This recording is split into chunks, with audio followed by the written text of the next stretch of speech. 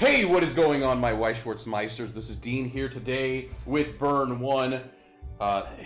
Struggling with some audio issues, my god. Can't get this mic to seem to work with me. That's why my bar choice video was so bad. I'm hoping the sound quality is a little bit better this time. And, you know, I've got some light music playing, hopefully royalty-free, in the background to hopefully, you know, mask any audio issues that I might have. I think I'm going to work into possibly getting a new mic going forward, so that way we can have better sounding videos, because that's what we kind of need. Okay, that's beside the point. Let's get into this. This is going to be my deck profile for the deck I brought to the European Bro. This is my build of RWBY. It's 3 pants, 5 standby, as you guys can see. And I'm just going to go over it and where I think I could change it, and why I think that this is a good build of RWBY, right? Because it's not your normal build. So first, let's get into the level 0 lineup. We're playing 4 of the Pira. The reason we play 4 instead of like 3 and 2 is I just felt, regardless, this card at level 1 was less good than this card as far as gameplay ads went. So I just wanted to max out on this, see this early, have these go to memory, and then use this event, like use this mill maybe in like level 2, right? Maybe surrender a lane on offense in order to just mill our deck.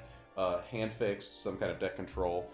If you don't play 4 of this, you basically just don't get 2 in memory, is this problem I was running into.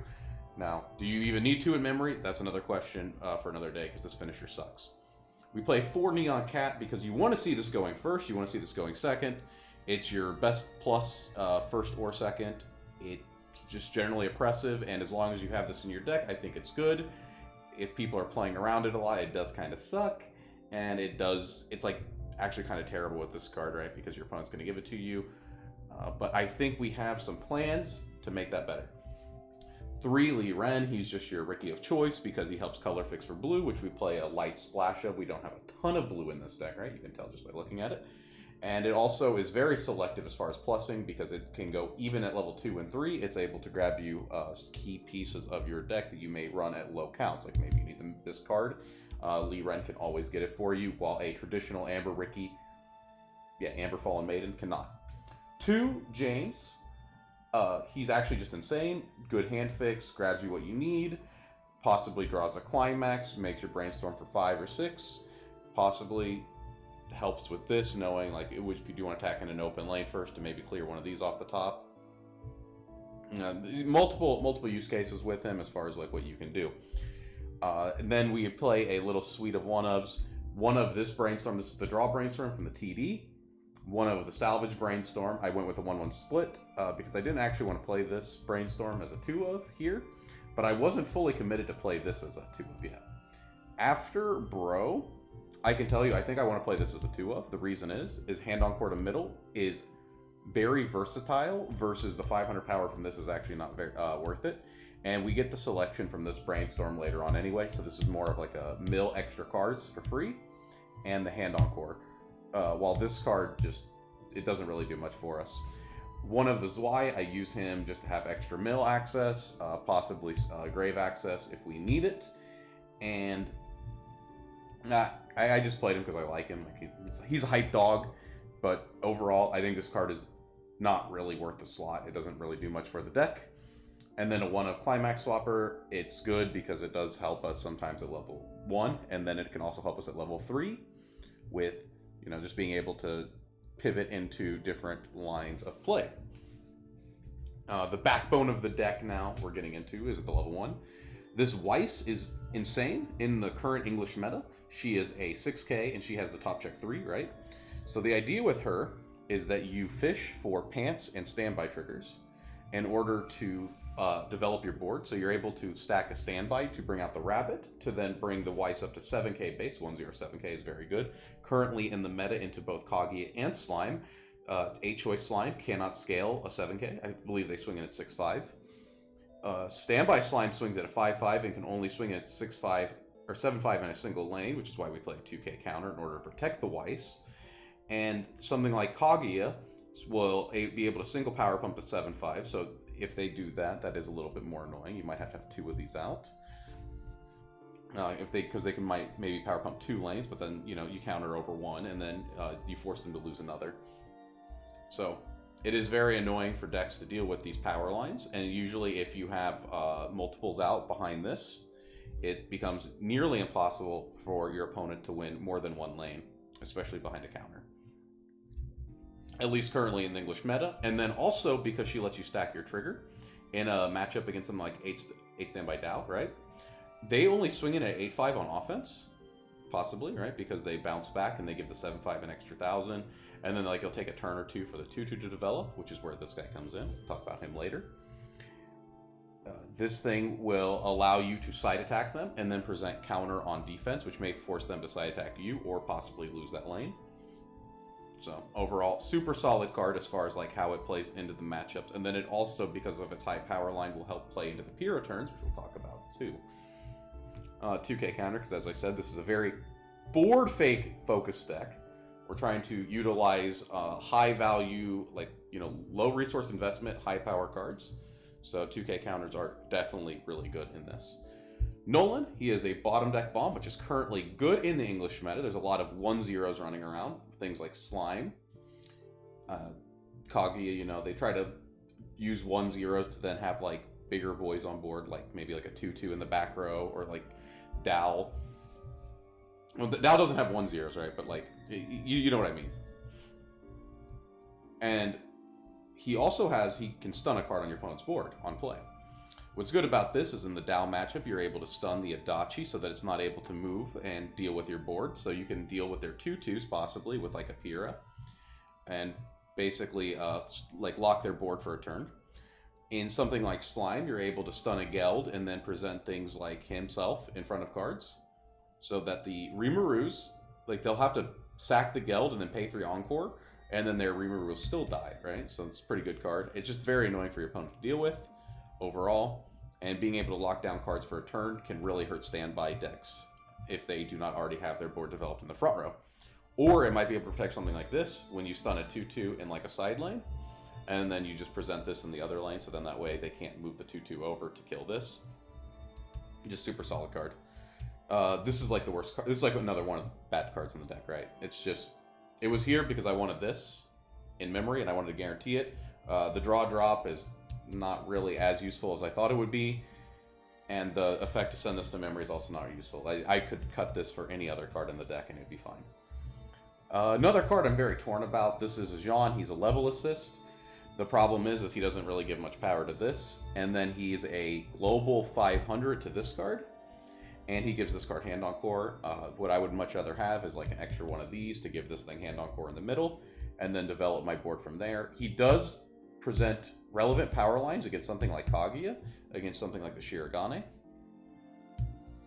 But other than that, I don't really see him as doing a whole lot for the deck other than like extreme board focused decks where the Pyrrha needs to be 14-5, 16k. If she does need to be that, you do need this, but is it worth 2 slots? That's another question, right? And I would personally cut this down to a 1 of at this point. The Rabbit, insane. Actually insane. 1000 power global. Very good in this deck. Very good with our power lines. It's able to, you're able to put the Pyrrha on both ends of the board and have them both be absolutely massive. Which I guess, can't give it Hand Encore if they're on opposite ends, so maybe that's where he comes in. And it's a tap 2 Brainstorm for salvage, so it replaces this as far as like where our deck goes. Just play it off of this at level 1. And then I have a single 2-2 because, when you're fishing for the standbys, it is nice to have the 2-2. But for the most part, since you're standbying out the Rabbit, you have to hit 2+ in order to decide that you want this. And because I was slotting 2 of these in, this card did not make the cut. And a 1 of Memory Shoot counter, I think you can cut this also. This is like a meta-relevant call. If you want to, you could play a Free Fresh counter, though I will warn you, you do not have the stock in this deck to Free Fresh counter, so you might not want to do that. But the 2-1 counter, as far as the Memory Shoot, that is definitely a tech call. You could just increase the count of this or something else. Maybe play 2 of this if you wish. On to the level 3s. We play 3 of the RWBY. This card is absolutely terrible.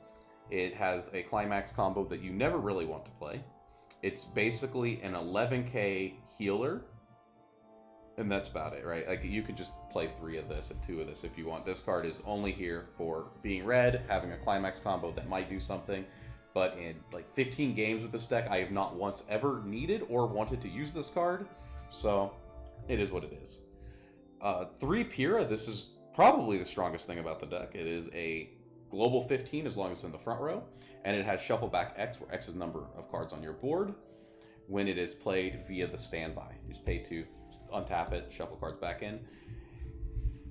Very good for scuffing your opponent's draws, especially at level 2, right? You play it down, you shove a bunch of level 0s like that absolutely suck, like maybe shove like 4 of this in your opponent's deck, right? And then your numbers kind of suck on that turn. Like if you won lanes with Weiss, you do get better numbers, but otherwise you're swinging like 1, 1, 2. Not exactly the best, plus triggers, right? Because it is on a standby. But it does help you develop absolutely massive boards, right? Like Weiss, 7k, 8-5, counter, 10-5. Suddenly this Weiss is tying with 2 2s, and that's just with single one of this out. If you have the Jean and the Rabbit, now she can go to 11k post counter if she's behind the Jean. And then after a turn cycle, you are able to then stand by out a second one, and then your board is just, you're just winning board for the rest of the game, which also feeds into why this card is bad. And I know some people play Neapolitan, but Neapolitan to get a burn one with like less damage and like deny you stock is generally pretty terrible, I found, with this deck. So yeah, I don't like Neo. I don't like Neapolitan in this deck. We play 2 Blake early plays.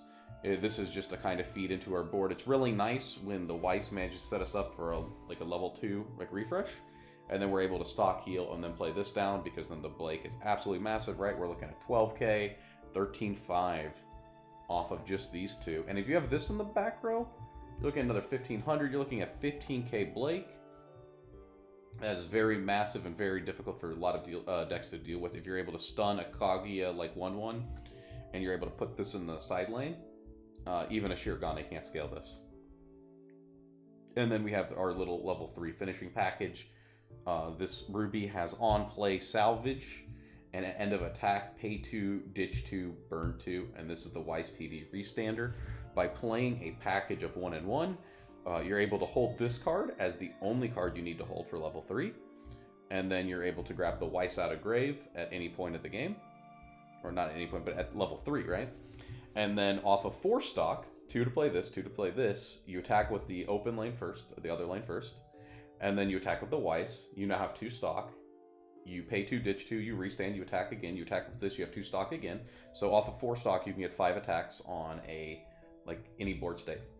Overall, super solid, and this card is big enough that you really don't have to care about memory shoe counters, right? It says at 14.5 base, 15.5, like 17k. This card is not going to be answered by any card that I can think of in like the meta that can threaten removal. So you always will get the restand, and you should always be able to deal with your opponent's board. Of course, we play the 3 pants, 5 standby.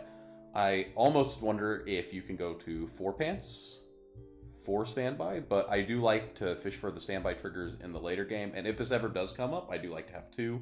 I don't like to have to search for it. Hasn't come up in like 15, 16 games of being played, but maybe in the future.